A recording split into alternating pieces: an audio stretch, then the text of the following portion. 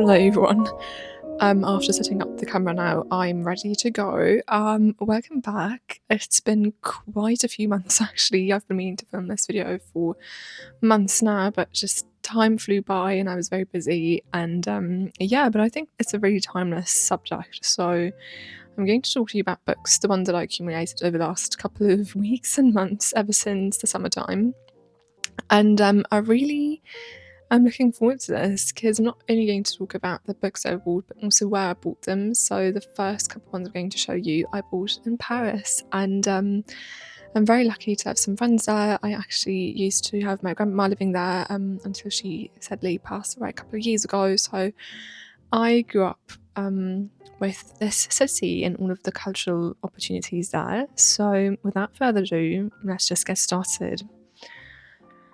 So the very first bookstore I went to is Shakespeare and Company. Of course, I mean it's a very well-known one. It's very hyped these days. But I've been going there for a decade now, which I realised recently. I went there for the first time, I think, in 2000. And it's either 13 or 14, so still in school, and my English was not that good yet. I was able to read in English, but it was quite challenging back then. And I remember that so precisely because, and I have proof of it, I kept the receipt. I have the receipt because I used to, and I still sometimes do, keep a journal while travelling or going to some place and spending my vacation somewhere else than home.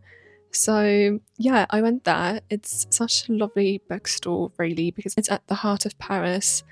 You have the view on Notre Dame, it's along the River Seine, and it's just such a lovely place to actually start your day. So if you are in Paris and you like bookstores and you like reading, maybe, and if you plan on doing like a sort of a book shopping spree, then you may start there because it's just such a good place to get started. Unfortunately though, these days it's very crowded. It's always been very well known, I guess, because of its very rich story. It was founded in 1919 by Sylvia Beach, and I read a book, or the book about the bookstore a couple of years ago, and learned about its history and about when it was founded, by whom, and Sylvia Beach is the person who first published James Joyce's Ulysses. So there's a lot of history to that bookstore, and also like the Lost Generation, like writers like Ernest Hemingway went there, and so yeah, if you're interested in a bookstore that has some history to it as well, that's perfect for you. And I am so amazed. Like, there's such a huge variety, like all of the genres you could be looking for. There are novels, classics, poetry, children's books, picture books, books about art, and it really is amazing how over the years they've managed to create new room for like different genres and have rooms dedicated to them. Like I remember going there for the first time, and the poetry section used to be upstairs, where there's actually a piano as well, so sometimes people were playing. And now they have a separate room for poetry and drama, so like Shakespeare, for example. And I've always wondered, how do they do this? It seems like there's an unlimited space, and then it's opening up bit by bit. You know, it felt like every single time I went there was just another room next door, or like behind the store as it was originally. And so when I went there, I looked around, I just browsed, I was looking for poetry as well, but I didn't find what I was looking for, and I ended up picking up Five Children and It by E. Nesbit. And I think I actually was really attracted to it because of the cover. I really, really like the colour combination here, like the red and dark blue and lighter shades of blue. It's so pretty in my opinion. It's almost a question of taste, but I think it's really modern but timeless at the same time. I don't know, it's just it just spoke to me. It caught my eye. And actually can't tell you what it is about, but it is by the same author than Very Well Children, if I'm not mistaken. I was like, I know the author, it just rings a bell, but I couldn't quite, you know. It's actually about a group of children who find a sand fairy, and they have like one wish granted each day. So I thought like that sounds kind of, I really appreciate children's books because they also give you sort of a moral to the story, and it's very interesting to see how things are perceived at a certain period in time and what children were taught, and it really tells you a lot about society during the period of time. So this is the only one that I picked up at Shakespeare and Company, which I was surprised by because I intended to buy so many books. But because I also had in mind to go to some other bookstores, some other places, I think I was just trying to be reasonable. Yeah, and so I got this one, and the thing that is really lovely about being at Shakespeare and Company is that you get the stamp in front of the book. So they have this stamp with Shakespeare's profile, and not profile, but portrait, and Shakespeare and Company, Kilometre Zero, Paris, because there is this I think I'm not quite sure why, but it like the kilometers are counted from Notre Dame, and so because it's just opposite, like on the opposite side of the Seine, the River Seine, like, and the bookstore is just next to it, they are at Kilometre Zero. Just a fun side fact. And this is also like this logo, this stamp is something I use for their merchandise, and I'm not usually a person who buys a lot of merchandise, but over the last couple of years, I have now a tote bag, a zipper pouch, I have a mug, and I think that is it. That's quite a lot actually for me personally, because I never buy much. But that just happened, and I also have a postcard that is sitting on my desk, which I've had for years and years, and it's slowly fading because of the sunlight, but I just keep it there because I love it so much. Yeah, so this is Shakespeare and Company, really highly recommended, even though it's very hyped and very crowded these days, and you have to wait in line in front of the store, but it's still worth it, and there's quite a good selection, so definitely recommend going there. And as I'm talking about children's books and children's classics in particular, I am going to show you another book that I got this summer, which is The Wizard of Oz, which also, of course, is very, very familiar to a lot of you, I guess. And it is one that I already read, which I'm very proud of because I accumulated quite a few books, and I feel like I never find the time to read them, so that is nice. I finished it a couple of weeks ago, and I know the story because I watched a film as a kid, like the film from the 1930s with Judy Garland? And gosh, I really do hope you're not hearing the construction noise outside, because I can hear it. It's very annoying. I hope it's not disturbing the audio recording. Anyway, so I'm just hoping it's not gonna show on the recording. So as I said, I know this book or the story from this book through the film, the 1930s version of it with Judy Garland, and I don't know, I don't know why I know why I picked it up, because I realised that it is mentioned in Taylor Swift's video, Karma, and it is also mentioned in the film Barbie, and as I'm interested in general in reading more children's books, and I found these references in modern popular culture, it made me even more interested and sort of intrigued to know why maybe they could have referenced this in their work. And I read it and I really enjoyed it. It is so fun, sometimes disturbing, because the creatures in this wonderful land of Oz, and it always, like every single time, I'm like so surprised by the fact that back then, like this book was published in 1900, so like more than 124 years ago, And the fact that it was enjoyed back then with all of these strange creatures and also some very brutal scenes. I'm always surprised at how brutal sometimes like children's books can be, especially the older ones. It's like very in your face.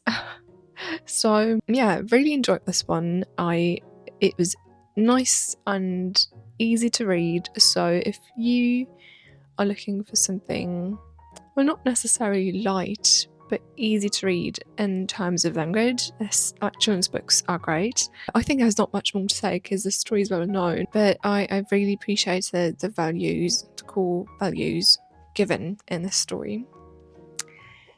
Yeah, so let me check in my basket right behind me. Oh yeah, so I'm going to continue with the books that I got in another bookstore in Paris,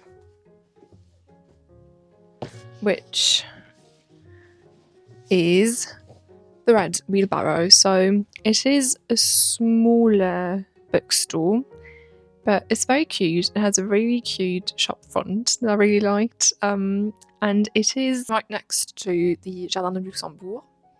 So you can go, like, I really like the idea of going, browsing for books and then picking up one or two or more if you find any more, and going to the park and having a picnic in the park and maybe reading the first couple of pages of the new book that you got, which was my plan initially, but then it started raining. I still went to the park just because I hadn't been there for so long. I used to go there when I was a kid with my parents, but I hadn't been there in such a long time. It was still lovely, and now thinking back at how it was like pouring and me thinking, oh no, I really wanted some sort of summery, sunshiny content, but regarding the fact I'm filming this now in October, it is quite fitting again. So, things fall into place for a reason, I guess. So the books that I found there is, first of all, and this cover is really, it's hilarious, is Poems for Happiness, and you see these nuns in the water at the seaside, and I think it's really funny. I don't particularly like it, but it makes you kind of laugh or smile at least, which sort of is the purpose of this book, the content of this book, the collection of poems in here. And it is a Macmillan Library. I can never recall the correct. Oh, here's a bookmark. Red Wheelbarrow bookstore. Yeah, I'll have all of the information linked in the description box down below for you to see and check, of course. So I'm very chatty today. I feel like this is going to be a really long video, but you can just listen maybe to it as if it were a podcast. So yeah, this is a Macmillan Collector's Library Edition. I don't know why I can never recall the correct term, and these are so lovely. They are cloth bound, small books that you can carry anywhere you go, which, please, to everyone who's working in publishing, this is the size for such like a pocket-sized book. I need more of these. They're very, very lovely. I read a few of these already. I don't remember any of it, but there you go. I think poems are not necessarily meant to be remembered, but they are made to make you feel something, in this case happy. And yeah, really happy about that purchase, because I have a really hard time here where I live in Germany, to find special edition books like these, so that's very nice. And another one that I bought, but somewhere else actually during my summer vacation, but is from the same edition and is also a selection of poetry by William Wordsworth, is, well, this one, William Wordsworth, selected poems. And look at this beautiful cover. I love the daffodils on here, and also on the back there are clouds, and I believe these clouds are painted by Turner or Constable. I don't know, but it's really beautiful. I'm not quite sure, but it's so pretty. I really like, and you know, like you open the first or the last page of the book and it's like, or the inside of the cover is so beautiful as well with these ornaments. Lovely. I like Wordsworth's poetry. It's like the romantic period that I enjoy a lot. I had a seminar about it at uni a couple of years ago. Another book that I found in this bookstore is A Different Sound. It's stories by mid-century women writers selected by Lucy Scholes. I'm not quite sure I'm pronouncing this right, but it is basically a collection of, I think, short stories telling about women's lives, women's experience during that time, the early and mid 20th century. And I'm always very interested in that aspect of, you know, gender equality and the lives of women during different periods in history. I really want to gain more insight into that. So I think reading literature by women about women is a great way to get started. So yeah, it is really a lovely bookstore, and it's not too far away from Shakespeare and Company. Actually, it's like maybe 15 to 20-ish minutes if you're taking your time walking. So, and there's the Jardin du Luxembourg, as I said. So if you're lucky and the sun's shining, it's a really beautiful place to be.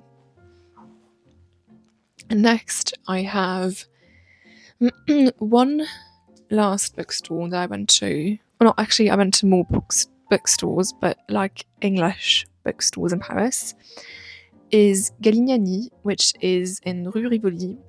So that means it's near the Louvre. And it is a bookstore that not exclusively sells English books, but also French ones, especially around the arts and culture. And then you have this whole section towards the back of the store with novels, classics, children's books, and poetry. So usually when I'm on vacation, I'd rather look for things I cannot get at home. And I picked up the Everyman's Library Pocket Poets edition of I think it's Emily Bronte. Emily Bronte's, is it Bronte? I'm never quite sure how to pronounce her name. Emily Bronte's poetry. Another really beautiful edition, pocket sized. Again, I really do wish there were more books this size because it's so practical and so handy to carry around. And also it's so beautifully, like the layout, like the design of the cover is so pretty. And then you have, when you take off the sleeve, it's like embossed and has golden letters, and it's just so beautiful. And what I really do like about these small books as well, these beautiful cloth bound editions, is that it has a little bookmark as well, which is so practical. I wish more books had these. Sometimes I actually glue sort of a little ribbon into the spine of the book. I know, maybe you think I'm weird, but that's what I do. So yeah, I do enjoy having poetry collections at home just to pick them up, read one or two, and bath in the beauty of the language, because I love English, and I love when language is used to convey emotions and to describe picturesque scenes and landscapes, everything. I really like that. And I think her writing is so lovely. And I do believe it is Ruby Granger who once mentioned that Emily Bronte's writing style, her poetry is similar to Emily Dickinson. And as I do really enjoy Emily Dickinson's poetry, I was interested in picking this one up. I already read quite a few of these poems and I really enjoyed them. They're beautifully written and I'm very happy I got this one. So this is all I got during my summer vacation, except for the French books. I'm only going to mention one towards the end of the video because I believe that most people watching this are probably more interested in English literature. Right, but these are not the books that I got recently because I went to a book sale last week.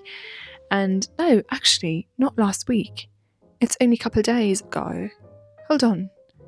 It was Saturday. It's actually just a couple of days ago. So I went to book sale here and in an English library, and every book was just 50, like every paperback was 50 cents. So really I had to go. I was there last year and I found quite a few interesting books, and this time around I did as well. So I forgot to mention too, I'm just very quickly going to show you 2 books that I got during my summer vacation, which are from these very little penguin classics, the little black classics, which I'd never seen here in the bookstore, so was really happy to find it where I was for my summer vacation at the seaside. And I got Catherine Mansfield's Miss Brill, which is a collection of short stories, if I'm not mistaken. And then I also got, these are 3 short stories, not just Miss Brill, but The Stranger and Mariage à la Mode as well. And then I got, without even knowing what it was about, but I was just like, oh, Mary Shelley, that sounds interesting, just because I'd read Frankenstein and I really enjoyed the book. I had read this for uni, and so I was like, oh, Mary Shelley, that must be interesting. And so I picked it up without knowing what it is about, because the description is back here and there was the prize tag, and so I couldn't read what it was about. And when I read what it was about, I was a bit disappointed, but I'm probably still going to read it because it's so short. So yeah, now onto the books that I got at the book sale a couple of days ago. I got 5 books in total, just like last year really, and I only paid €2.50, which is ridiculous really. I was like, come on, that is too good to be true. And so I got a novel, Letters from Yellowstone by Diane Smith. It says it got the prize. It was the winner of the Pacific Northwest Booksellers Association Book Award for Fiction. God, that is so long to say. It is a novel about a young woman, a young scientist, who works in the Yellowstone National Park, and it is set in the very late 19th century, 1898, and yeah, it just spoke to me, the topic of it being a historical novel, of it being like about nature, and also about a young woman at that time. So again, I'm really interested in women's stories. And then to top it all off, it is an epistolary novel. So it reminded me just a tiny little bit, maybe just because it's an epistolary novel, like written in letters, of the Guernsey Literary and Potato Pie Society that I had read last year. So I read the description on the back of the book and I was like, yeah, that sounds interesting. So I got this one. And then I got a classic. Of course, I had to check out the table where it said classics, and I was like, that's where I need to go. And I got The Diamond as Big as the Ritz and Other Stories by F. Scott Fitzgerald. I really like this. Is an older Wordsworth Classics edition. I really like the cover here. It's not too, like, these days I feel like it would be sort of more modern. And I think, let me think, the Wordsworth Classics these days have a black cover, don't they?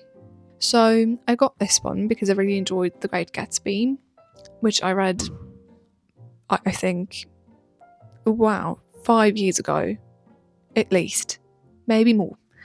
And I really enjoy his writing, which is why I picked it up. Then I also got a book that I would never have come across, is C.S. Lewis' Letters to Children. I saw the cover. I saw, immediately by the illustration on the cover, that it is about Narnia, or at least like related to it by being about the author.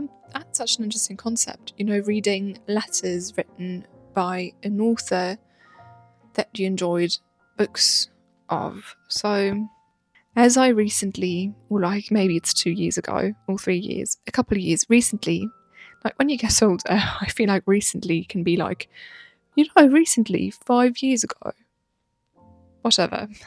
So I recently ish read the first two books of Narnia, and I was really surprised because I was more familiar with the films, to be honest, and I didn't really pick up on all of these Christian elements in the story back then.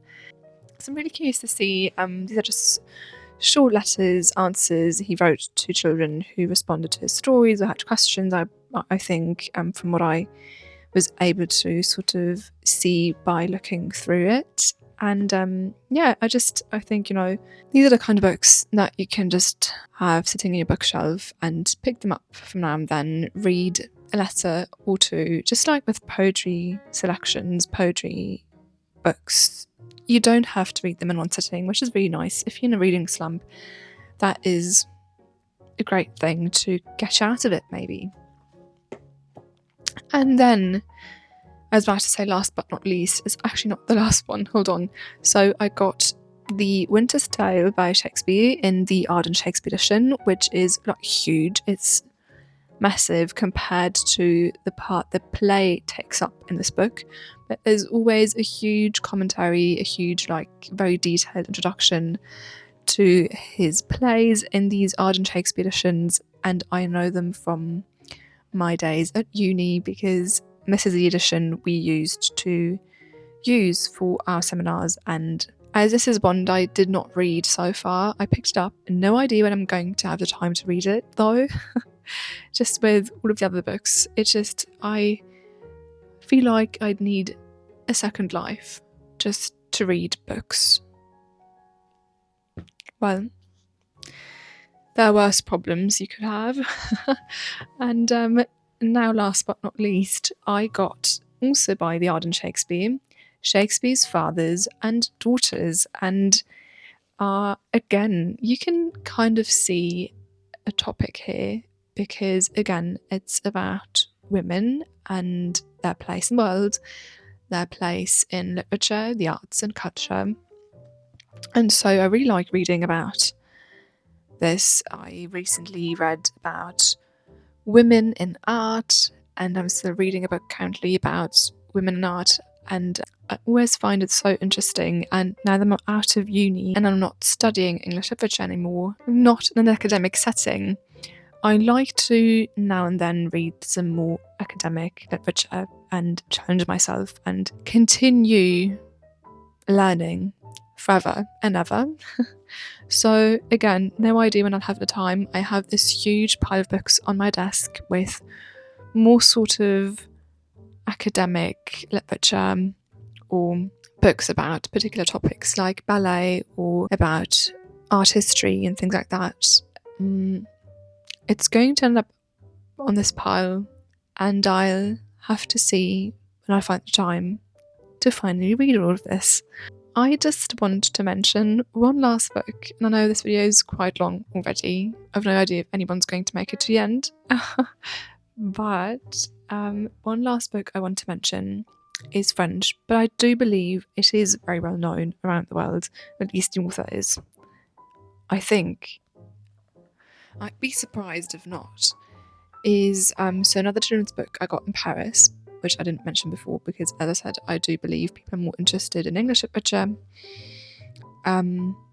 is La Comtesse de Ségur, Les Vacances. So this is a series. It's actually the third part in the series. It starts with Les Malheurs de Sophie, which is so well known. I mean, I'm half French, so I'm like, everyone knows that, don't they? Like, but yeah, so it's basically a children's book from the 19th century. I was looking for, like, as I said, and as you could see from the beginning of this video, I really enjoyed children's literature. I like reading children's classics, and I was looking for a French children's classic from the same period than Little Women or Anne of Green Gables. So I did a bit of research, and I surprisingly had such a hard time finding something, and then I went to a bookstore, a French one this time, which is why I do mention this at the very end of the video. I asked the librarian and she showed me quite a few books which I'd heard about, but they were all from the beginning of the 20th century or even the mid 20th century, like 1940s, 50s, 60s, and I was like, no, I want something older. And so it seemed like, and please, if you do know, if you happen to be French and you know children's classics from the 19th century, please do let me know, because this is the only thing that I could easily find. And so this Comtesse Ségur, Les Vacances, is about a little girl and her adventures during summertime with her family and cousins. And so it's like, that may be comparable to Little Women, maybe. And so, yeah, wow, that is it. That's it. That's all I have to show you for now. I really hope you enjoyed this video. Please share your thoughts. If you know any of these books, please share your recommendations. I always love to hear about your thoughts in the comment section down below. And I will see you very soon. Bye bye.